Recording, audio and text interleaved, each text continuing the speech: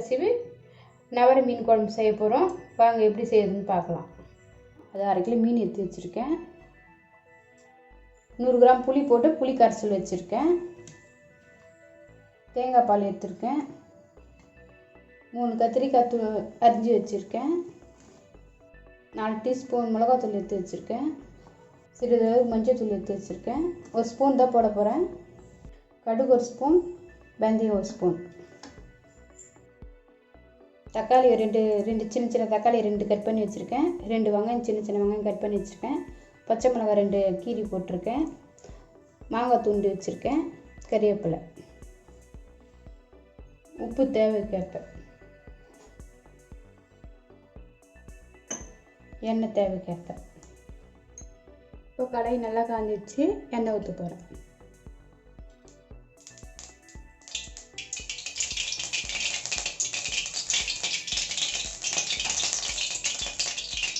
இப்போ கடுகு போடுறேன்.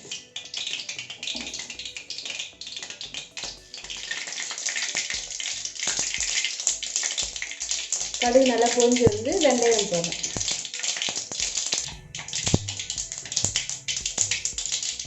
கறிவேப்பிலை, பச்சை மிளகாய் கட் பண்ணி, இப்போ வெங்காயம்,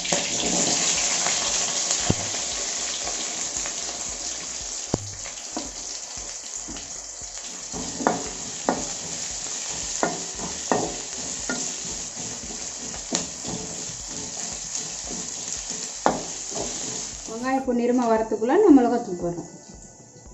வீட்டு மிளகாத்தூள் தான் நான் யூஸ் பண்ணுறேன்.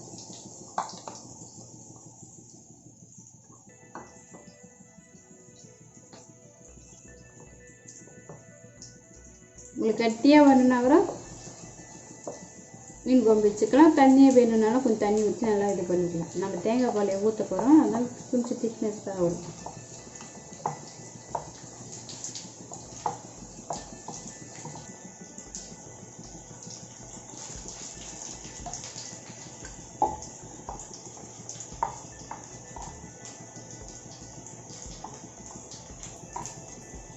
இந்த உப்பு போட்டுக்கலாம். இப்போ போட்டுங்க, போதும்னா விட்டுருங்க, பத்தலைன்னா வேண்டாம் போட்டுங்க உப்பு.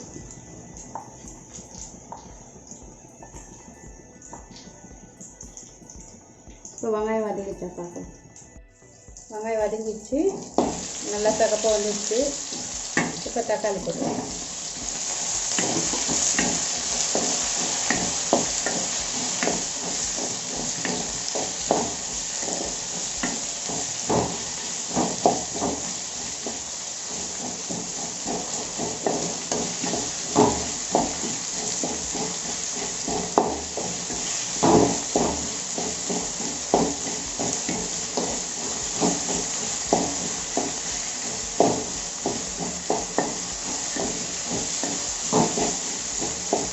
தக்காளி நல்லா வதங்கணும்.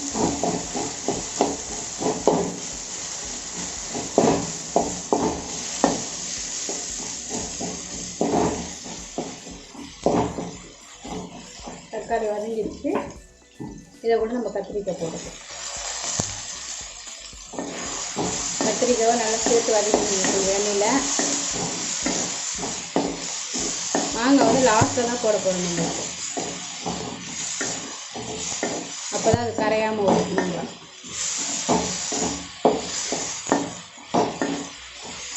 கத்திரிக்காய் விருப்பப்பட்டால் போட்டுக்கலாம், இல்லைன்னா வேண்டாம். நான் கத்திரிக்காய் போடுறேன். எங்கள் வீட்டில் நல்லா சாப்பிடுவாங்க. மீன் குழம்பு கூட போட்டால் கத்திரிக்காய் சாப்பிடுவாங்க. கத்திரிக்காய் வதங்கிடுச்சு. இப்போ இந்த புளி கரைசலை ஊற்றுறேன்.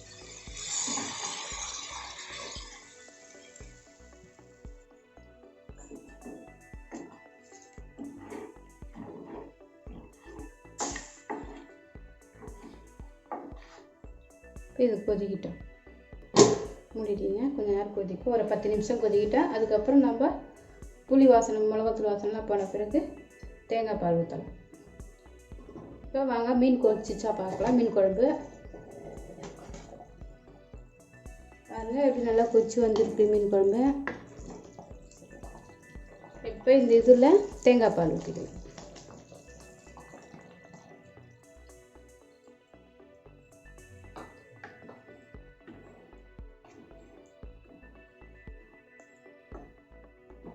திக்காக ஒன்றா நீங்கள் திக்காக வச்சுக்கலாம். கொஞ்சம் தண்ணி வேணுனாலும் தண்ணி ஊற்றி கலந்துக்கலாம்.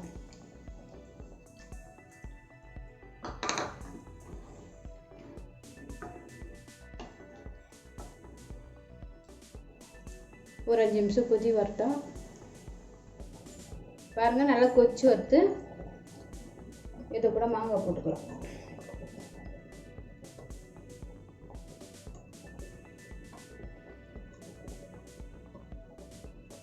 மாங்காய் ஒரு கொதி வந்ததே மீன் போட்டுக்கலாம். இப்போ மாங்காய் வெந்துச்சான்னு பார்க்கலாம். இன்னும் கொஞ்சம் வேகணும் மாங்காய்.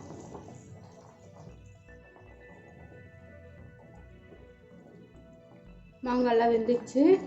இப்போ நம்ம மீன் போட்டுக்கலாம்.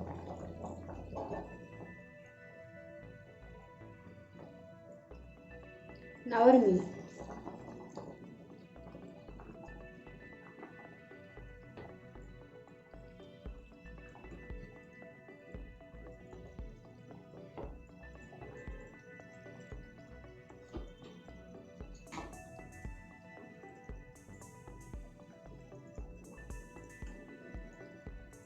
மீன் போட்டு ரொம்ப கலரி விடாதீங்க, உடஞ்சிடும் மீன். ஒரு கொதியிலே வெந்துடும் மீன் மட்டும். இப்போ நவர மீன் குழம்பு ரெடி. இது மேலே கறிவேப்பிலை.